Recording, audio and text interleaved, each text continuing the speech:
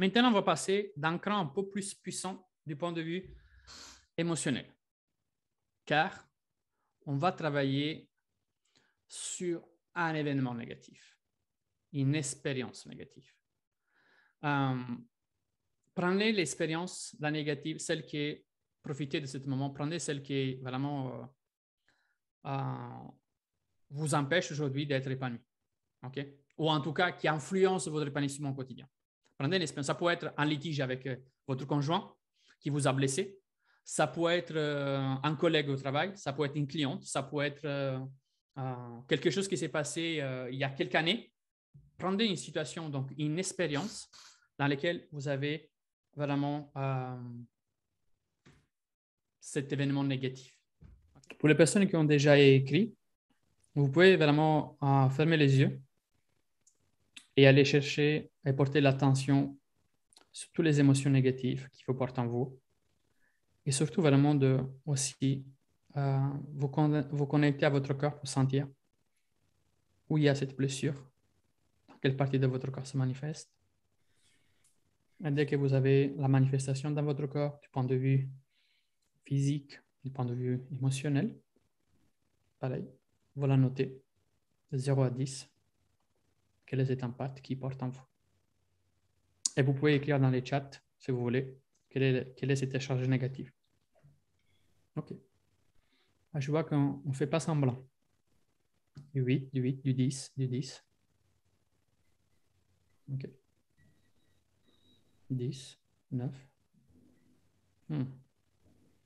Je vois que là, vous avez bien choisi. 10, 10. Cool. Super. 10, 10. Okay, super. OK. Maintenant, repensez à cet épisode négatif et dites-moi qu'est-ce que vous ressentez maintenant. Je trouve que c'était très puissant.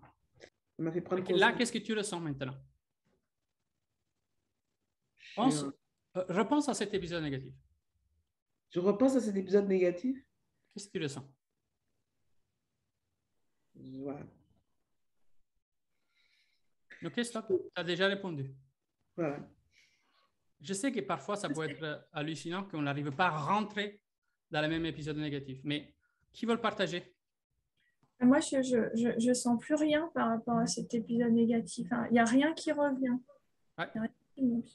Ouais, moi, je me sens calme et je suis incapable de re-rentrer dedans, en fait. C'est comme si je le voyais de l'extérieur. Exactement. Ouais, c'est ça. Ça fait vraiment ça. Ouais. OK. Qui d'autre? Ouais, moi, je suis incapable de re-rentrer dedans. Incapable de rentrer dedans. OK. Qui d'autre? Moi aussi, c'est pareil. OK. Qui d'autre? Moi, je ressentais de la colère et de la peur. Oui. Que je ressens plus, mais par contre, je ressens comme une culpabilité. OK. Moi, je ressens un peu pareil, j'ai un peu de mal à me mettre dedans, mais c'est comme si mon cerveau il cherchait absolument toutes les raisons pour me remettre dedans. OK, mais tu n'arrivais pas à rentrer dedans. C'est ton mental qui te force, mais tu oui, n'arrives pas à rentrer. C'est ça. Parce qu'il y a les biais de confirmation que c'est impossible. Pareil, une prise de distance avec l'événement. Voilà, c'est plus fou du coup. Moi, je suis plus visuelle et voilà. Oui, le souvenir est plus brumeux, souvenir négatif. J'ai vécu quelque chose de particulier. Oui. C'est qu'en fait, j'ai pris une situation. Et puis, au moment où on a commencé l'exercice, c'est une autre situation qui est arrivée d'un coup. Et donc, j'ai continué avec celle-là, qui était antérieure. Et voilà. Et comment il s'est passé? Super. Moi, j'ai plus de distance également. Plus de distance également. Oui. Super.